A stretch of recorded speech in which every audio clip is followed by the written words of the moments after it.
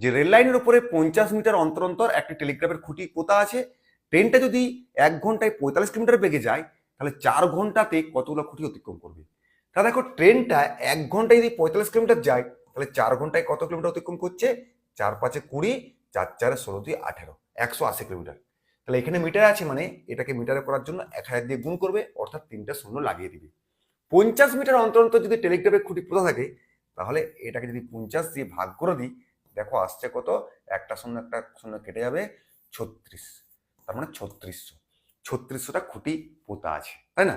কিন্তু এখানে বলেছে শুরুর আর শেষের এখানে একটা টুইস্ট থেকে গেল।